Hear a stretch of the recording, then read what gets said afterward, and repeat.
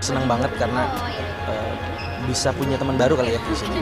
Jadinya bisa tahu hal baru lainnya yang bisa gue tahu juga.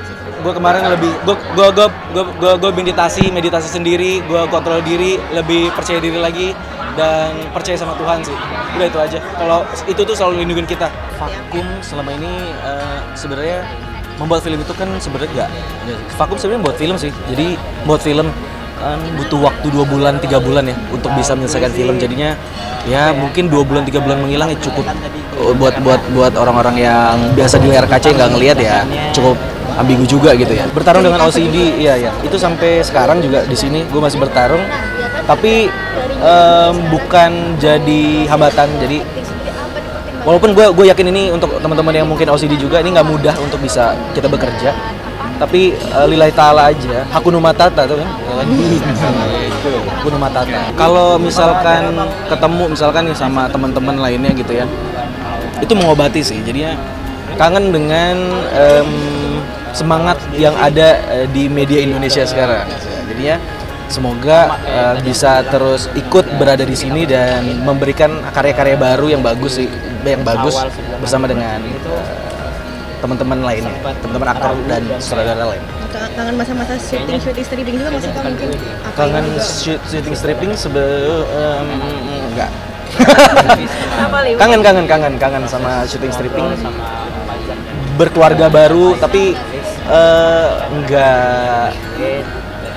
enggak jauh. Sebenarnya kan stripping itu angka ya, ada beberapa kali ya. Ya ini sama aja sih ini. Kalau stripping 1 2 3 terusnya karena rating. Tapi kalau ini enggak. Di sini di A+ kita sampai 6 episode.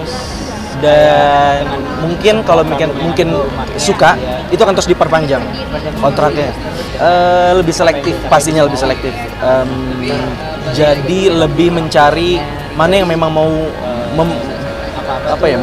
memberi lebih kepada industri. Jadi nggak yang gitu ya, enggak sih. Tertantang banget. Gue grogi sama mereka. Mereka pinter-pinter beneran. Mereka anak-anak pinter. Jadinya gue pun yang ya dibilang medium lamanya ya, nggak lama-lama. Jadinya wah ini keren-keren banget nih. Maksudnya alhamdulillah kita punya aktor-aktor baru yang berpotensi yang bagus-bagus. Jadinya membuat kita juga gue kan juga penonton. Jadinya ya tontonan nantinya ke depan akan lebih baik nantinya. Ya Ali itu orangnya kan menyimpan sesuatu tuh kan, dia selalu menjaga perasaan orang, dia selalu nggak enak nanti begini. Ya mungkin itu meledaknya saat itu. Cuman ya Tante yakin sih Ali suatu saat dia bisa mempertanggungjawabkan semua dan dia bisa sembuh dan dia bisa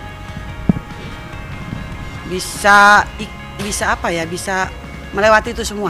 Panic attack itu atau serangan panik merupakan bagian dari yang kita sebut gangguan panik ya, panic disorder. Jadi dia termasuk juga gangguan kecemasan atau ansietas. Jadi satu payung besar ya dengan OCD tadi. Nah, gangguan panik atau serangannya kita sebut panic attack ini itu merupakan gangguan kecemasan yang sifatnya itu intensitasnya paling berat. Jadi ketika orang mengalaminya, dia betul-betul gelisah, cemas, seperti tercekik rasanya, seperti kena serangan jantung, nafasnya terasa pendek, dan itu akan menyebabkan yang bersangkutan menjadi tidak nyaman. Bahkan beberapa orang ingin buru-buru datang ke rumah sakit, ke dokter, gawat darurat untuk mendapatkan pertolongan karena ada takut mati, takut terjadi hal-hal yang di luar kontrol atau kendalinya. Jadi yang namanya panic attack ini bisa muncul pada OCD gitu ya, karena dia termasuk satu payung besar yaitu gangguan kecemasan atau ansietas. Ya, jadi ketika seseorang itu mengalami panic attack, dia akan mengalami sensasi yang tidak nyaman secara ekstrim di tubuhnya. Yang paling sering itu jantungnya terasa berdebar-debar. Jadi dia merasa bahwa dia menderita atau terkena serangan jantung. Nafasnya menjadi pendek atau terasa tercekik di lehernya. Kepala terasa berat, asam lambung juga menjadi naik sehingga ada rasa mual, muntah ataupun kembung di dalam lambungnya. Otot-ototnya menjadi tegang sehingga dia gelisah. Nah, hal-hal itulah yang kemudian memberikan sensasi panic attack ini. Nah, ketika orang mengalami gangguan panik atau serangannya kita sebut panic attack, datang ke rumah sakit, datang ke UGD, maka akan dilakukan pemeriksaan secara fisik, laboratorium, rekam jantung, dan tidak ditemukan adanya gangguan apa-apa. Ini mengkonfirmasi bahwa ini memang benar adalah gangguan panik ya, atau serangannya kita sebut panic attack. Ya, jadi OCD itu obsessive compulsive disorder atau gangguan obsesif kompulsif. Merupakan suatu gangguan jiwa yang umum dan sifatnya kronis ya. Dia itu ditandai dengan adanya pikiran obsesif, yaitu pikiran yang berulang-ulang, impuls yang berulang-ulang yang muncul di pikirannya, dan dilanjutkan dengan perilaku kompulsif, yaitu perilaku yang berulang-ulang. Misalnya, mengunci pintu berulang-ulang, mencuci tangan berulang-ulang, menempatkan barang atau melakukan sesuatu harus presisi, pas, benar.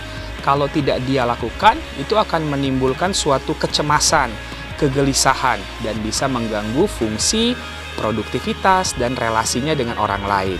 Jadi secara umum OCD ini masuk kepada golongan gangguan kecemasan atau ansietas dia. Ada kehilangan, ada kekecewaan, ada suatu kemarahan yang terpendam, keinginan yang nggak tercapai, ataupun relasi yang toksik yang tidak baik dengan orang-orang sekitarnya. Itu secara psikologis dapat juga memicu munculnya gangguan kejiwaan termasuk obsesif kompulsif disorder. Setiap gangguan kejiwaan yang tidak diterapi, diobati dengan baik dan berkelanjutan, itu bisa berujung kepada semakin beratnya gejala-gejala gangguan kejiwaannya dan semakin sulitnya ini diatasi. Dan ujung akhirnya adalah fungsi produktivitas, relasi dia juga akan berkurang dan terganggu.